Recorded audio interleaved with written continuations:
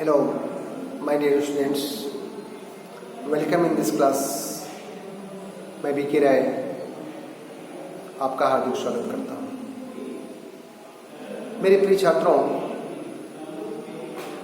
उपसर्ग और प्रत्यय की जानकारी हम लोग इस समय प्राप्त कर रहे हैं। आज उसकी तीसरी कड़ी आपके पास है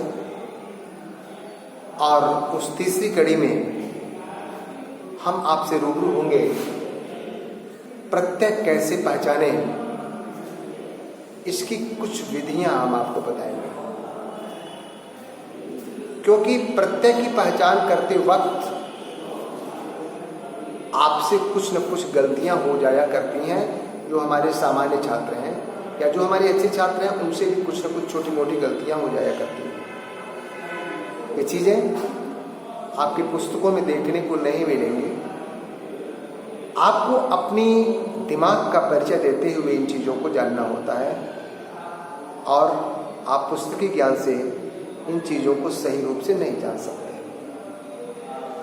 इसलिए मेरी गुजारिश है कि आप इन नियमों पर विशेष रूप से गौर करेंगे। इसके अंतर्गत आए हुए एक्सरसाइज क्वेश्चन के शब्दों को, जिसमें इन नियमों के अंतर्गत शब्द आए हों, उसका अभ्यास करने का प्रयास करेंगे और उसे गाहे बगाहे जब भी आपके पास समय मिले हमसे उसे शेयर करने का प्रयास करेंगे कि हमने इसका आंसर सटीक दिया है या नहीं। और दूसरी बात यह है कि उसका अभ्यास करते समय यदि आपके सामने किसी भी प्रकार की प्रॉब्लम आ रही हो तो कृपया आप निश्चित रूप से हमें अवगत कराएंगे, जिससे हम आपकी समस्या का समाधान कर सकें। अपने कर्तव्य के तहत मैं आपके प्रश्नों का समाधान करने का पूरा प्रयास करूंगा, अपने ज्ञान के अनुरूप, और आपको संतुष्ट करने का प्रयास करूंगा। इसलिए आप सब निश्चित रूप से दिल और दिमाग के साथ मेरे इस क्लास के साथ जुड़िए, अपनी मनोभावनाओं को हमारे साथ शेयर कीजिए और हमें बताइए कि आपके दिमाग में मेरी बताई गई बातें क्या सही रूप से बैठ रही हैं या नहीं। यदि नहीं तो आपको कहाँ पर प्रॉब्लम हो रही है, निश्चित रूप से मुझे बताने का कष्ट करेंगे। हम आपके आभारी रहेंगे। मेरे प्रिय छात्रों, उपसर्ग को पहचानने में कोई विशेष उलझने नहीं आती। मैंने कल के वीडियो में आपको भेजा था उपसर्ग की पहचान करने में। उसमें केवल एक जगह आपको थोड़ी सी दिक्कत होती है, जब नी या दू उपसर्ग के साथ रॉ लगा। तो उस चीज की चर्चा हम पिछले वीडियो में आपसे कर चुके हैं। उसको संक्षिप्त रूप से एक बार फिर से रिपीट कर दे रहे हैं कि यदि नी या दू के आगे रॉ लिखा हो तो आप उसका उपसर्ग निर या दुर समझिएगा और ध्यान रखिएगा कि आपका रॉ हलंत के साथ लिखा हुआ हो। मैंने आपको यह भी सुझाव दिया है कि यदि आप उसे नि या दु लिख रहे हो तो वो भी आंसर गलत नहीं माना जाता है। फिर भी आप निर और दुर लिख करके उसका आंसर देने का प्रयास कीजिएगा, क्योंकि वही उसका सार्थक उत्तर होता है। और दूसरी बात, यदि नी और दू के आगे रेफ हो, अर्थात रॉ आगे के वर्ण पर ऊपर निकला हो, तो ऐसे शब्दों का उपसर्ग बताते समय हम नी या दू के आगे विसर्ग लगा लेते हैं और तब उसका उपसर्ग बतलाते हैं। जैसे हमें निर्बल का यदि उपसर्ग बताना है तो हम बताएंगे नेह। हाँ, यदि इसे आप निर्वी लिख दोगे तो वो आंसर गलत नहीं माना जाता है। लेकिन यदि आप उच्च ज्ञान के अंतर्गत उसको लेना चाहोगे, प्रतियोगी परीक्षाओं की दृष्टि से लेना चाहोगे, तो आपका जवाब होगा नेह। यदि आपके पेपर में दुर्जन शब्द आया हुआ है तो दू के आगे ज है और उसके ऊपर र गया हुआ है, उसका उपसर्ग होगा दो।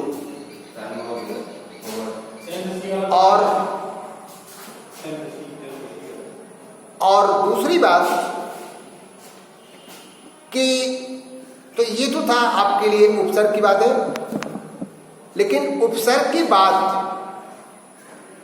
जो चीज प्रत्यय की बात हो रही है, प्रत्यय पहचान के लिए, तो याद रखिएगा आज कुछ नियमों से हम आपको अवगत कराएंगे। मुझे उम्मीद है कि आप इन नियमों को सीखकर निश्चित रूप से आप इसमें संतुष्ट होंगे। तो सबसे पहला नियम यह है कि यदि शब्दांश के अंत में ई की मात्रा लगी हो, शब्दांश के अंत में ई की मात्रा लगी हो और उसके ठीक पहले आ की मात्रा लगी हो, ई की मात्रा लगी हो और उसके ठीक पहले आ की मात्रा न हो, जैसे गरीबी, लास्ट में ई की मात्रा आई हुई है, ठीक पहले आ की मात्रा नहीं है, ऐसा शब्द जब कभी आपको पेपर में देखने को मिले तो निश्चित रूप से आप उसका उपसर्ग लिखते समय केवल ई लिखेंगे। जैसे गरीबी शब्द आपके पेपर में आ गया, यदि आपको प्रत्यय बताना है तो आप इसका प्रत्यय ई लिखिएगा, न कि कुछ और। जैसे आपके पेपर में धनी आ गया तो आप देख रहे हो कि अंत में ई की मात्रा आई हुई है, ठीक पहले आ की मात्रा नहीं है, इसलिए यदि इसका प्रत्यय कोई आपसे जानना चाहे तो आप उसे बताइएगा कि इसमें ई प्रत्यय लगा हुआ है। ऐसे देखो, अभी आगे मैंने लिखा है देवरानी, देवरानी में ई के ठीक पहले आ की मात्रा आई हुई है, इसलिए इसमें ई प्रत्यय नहीं होगा। तो मेरे प्रिय छात्रों, पहला नियम, ऐसे शब्द जिसके अंत में ई की मात्रा लगी हो और उसके ठीक पहले आ की मात्रा न हो, आप ऐसे शब्दों का प्रत्यय बनाते समय हमेशा उसे ई प्रत्यय लिखिएगा। बड़ी, लेकिन ई की मात्रा के ठीक पहले यदि आ की मात्रा आई हुई है तब आपका प्रत्यय ई नहीं होगा। उस समय उस आ की मात्रा के साथ उस अंतिम वर्ण को जोड़कर, मात्रा को नहीं, ई की मात्रा नहीं, अंतिम वर्ण को जोड़ करके आप अपना प्रत्यय बनाइएगा। गौर से फिर से सुन लीजिए, यदि अंत में ई की मात्रा आई हो, ठीक पहले आ की मात्रा आई हुई हो, तो उसका प्रत्यय होगा आ, और अंतिम जो अक्षर है उसको जोड़ दो, आपको मिल जाएगा आपका अपना प्रत्यय। जैसे आपके पेपर में देवरानी आ गया, तो देवरानी में आप देखोगे कि देवरानी में लास्ट में ई की मात्रा आई हुई है, ठीक पहले आ की मात्रा आई हुई है, इसका प्रत्यय होगा, उस आ को नी के साथ जोड़ लो, आनी। देवर मूल शब्द हो जाएगा, आनी मूल आनी प्रत्यय हो जाएगा। यदि आपके पेपर में क्लियर है, आपके पेपर में एकदम दिमाग में आ गई बात कि अंत में ई की मात्रा हो, उसके ठीक पहले यदि आ की मात्रा आई हुई हो तो ऐसे प्रत्यय को बनाते समय आ के साथ उसको जोड़ करके आप बनाएंगे। जैसे आपके पेपर में पढ़ाई आ गया, पढ़ाई में अंत में ई आया हुआ है, ई के ठीक पहले आ आया हुआ है, आ को ई के साथ जोड़ लीजिए, आपका प्रत्यय मिल जाएगा आई। तो आपने दो प्रत्यय जाना, पहला कि अंत में ई की मात्रा हो लेकिन उसके पहले आ की मात्रा ना हो, आपका प्रत्यय केवल ई होगा।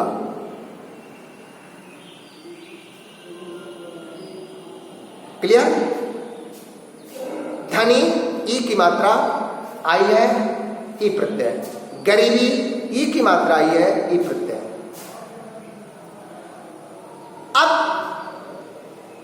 दूसरी बात मैंने ये बतलाया था कि यदि ई की मात्रा के ठीक पहले आ की मात्रा आई हुई हो तो आ की मात्रा को जोड़ करके आप अपना प्रत्यय बनाइएगा। ऐसे प्रत्यय प्रायः आई और आनी होते हैं। अब आइए आप एक बात और ख्याल कीजिएगा कि अंत में नी लिखा हो, तीसरा नियम, अंत में नी लिखा हो और नी को यदि आप हटा दें तो आपको स्पष्ट रूप से एक शब्द मिल जा रहा हो तो उसका प्रत्यय नी होगा। लेकिन स्पष्ट शब्द ना मिल रहा हो तो उसका प्रत्यय कभी भी आप नी मत लिखिएगा, तब ई प्रत्यय लिखिएगा। क्लियर? जैसे आपके पेपर में धनी आया तो धनी में तो लास्ट में नी आया, लेकिन नी को यदि आप हटा दोगे तो आपके पास केवल ध बचेगा। ध से कोई अर्थ नहीं मिलता है, ध कोई शब्द नहीं बन रहा है, इसलिए इसका प्रत्यय वही पहला वाला जो नियम मैंने बताया है, ई प्रत्यय। लेकिन आपके पेपर में चलनी आ गया, आपके पेपर में ओढ़नी आ गया, तो इसके चलनी के यदि नी को आप हटाओगे तो चल शब्द आपको मिलेगा। ओढ़नी के नी शब्द को हटाओगे आपके पास ओढ़ शब्द मिलेगा, ओढ़ माने ओढ़ना। तो इसका प्रत्यय यदि कोई आपसे पूछेगा तो आप उसका प्रत्यय नी बताओगे। तो ये आपको तीसरा नियम। पहला नियम फिर से रिपीट कर लो, ई की मात्रा अंत में ई की मात्रा हो, ठीक पहले आ न हो तो प्रत्यय ई।